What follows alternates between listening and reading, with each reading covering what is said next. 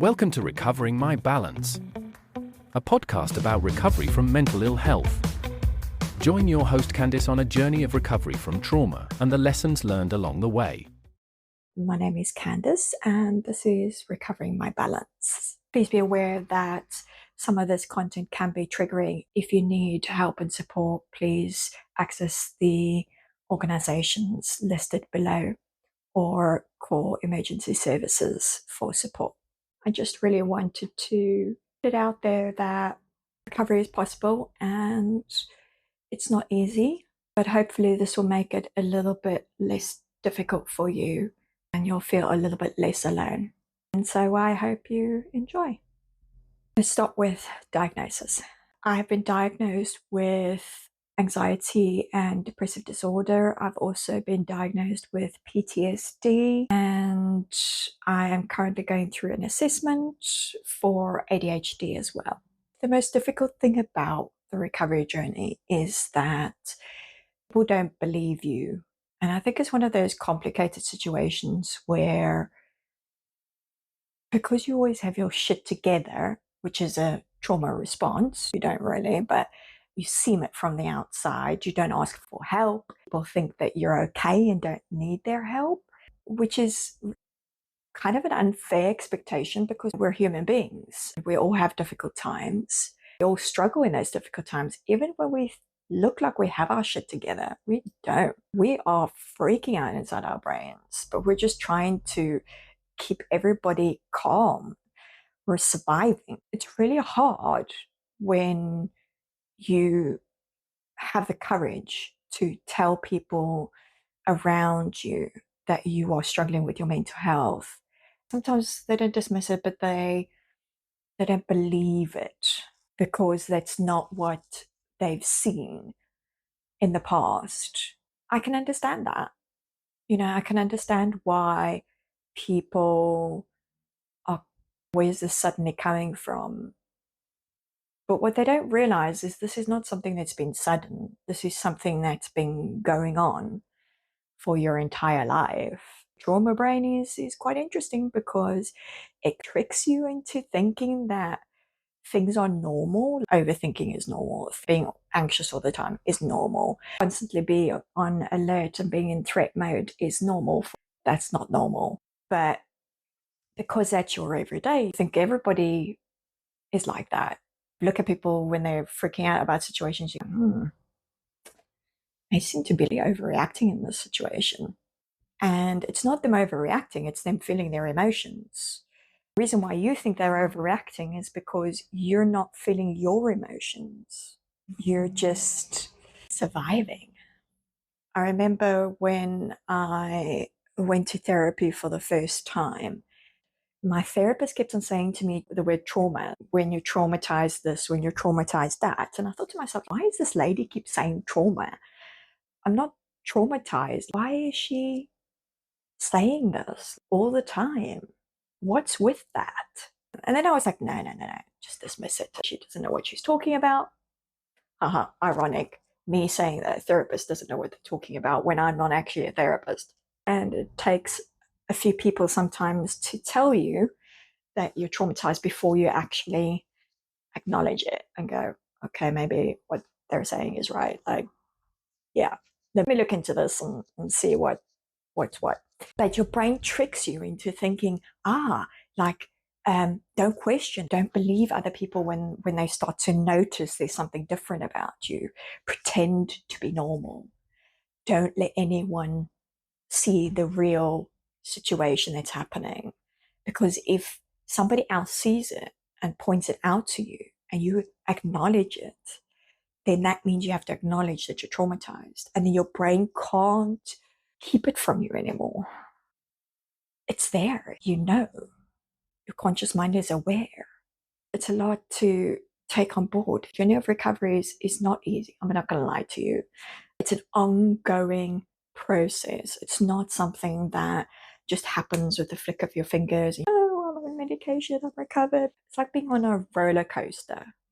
On the roller coaster, you have times where it's just steady and it's going and it lulls you into this false sense of security of, this is going to be a smooth ride, nothing to worry about. And suddenly you go, and you're like, shit, where did this come from? That's what the recovery journey is like. I've got all my things in place, I'm following them, I'm doing the work, everything's okay. You get complacent and you think, oh, okay, I'm fine now. You stop doing the things that are good for you. Something happens, something triggers you, and you have a total meltdown. You have to start from scratch again. It's really hurtful, actually, because you blame yourself. Why didn't I get better? Why is this happening to me again? Why can't I just get over this? Why me? It's really hard. And then you've got people telling you that what you're thinking, what you're believing, what you're feeling is not real or true. That just makes you feel even more awful about yourself. And then I think to myself, well, I've seen multiple therapists, I've seen psychotherapists, I've seen multiple doctors, and they all are of the consensus that I am traumatized. They've all said, yep, you got PTSD. Yep, you're traumatized. Either all of those medical professionals are completely wrong and that person is completely right, or that person is wrong and they're pushing their own things onto me because, I don't know, they just don't want to believe it, or they can't believe it, or they don't know how to deal with it. I don't know. But I realized that that's not my problem.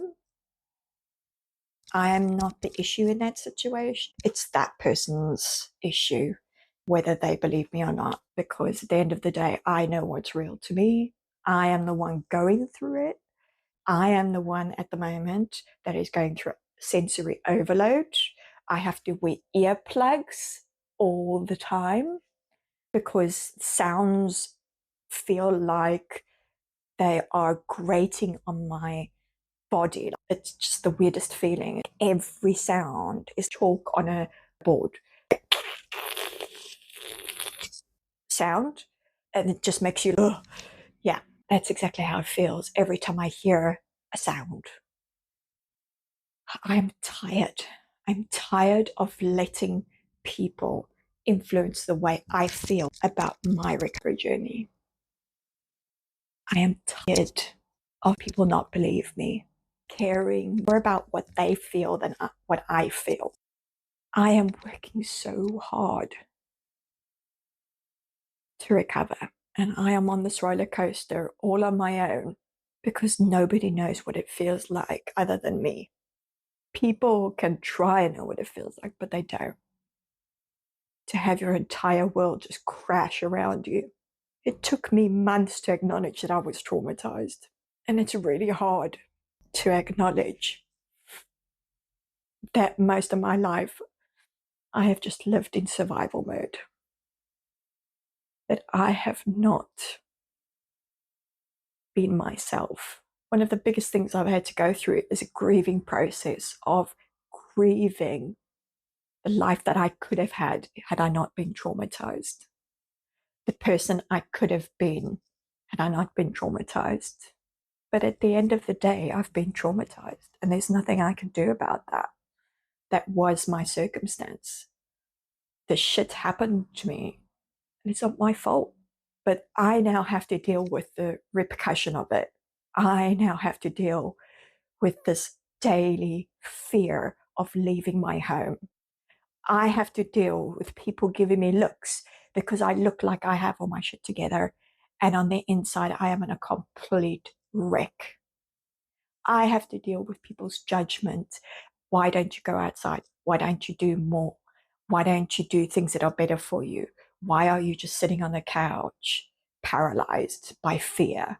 And to those people, I say, if you only even spent half an hour in my shoes, then you would understand why. And I'm tired of explaining myself to people. So for anyone out there who is going through their recovery journey, and is not believed by other people, I want you to know that I believe you and that you need to believe yourself, because you are the person going through this and nobody else. And know that other people are going through similar journeys to you. They might not be going through the same journey, but they're going through similar journeys. What you believe happened to you, and it's not your fault. It's not your fault. Thank you for listening. Please follow us on social media, visit our website, or subscribe to our YouTube channel. We hope you will join us for the next episode of Recovering My Balance.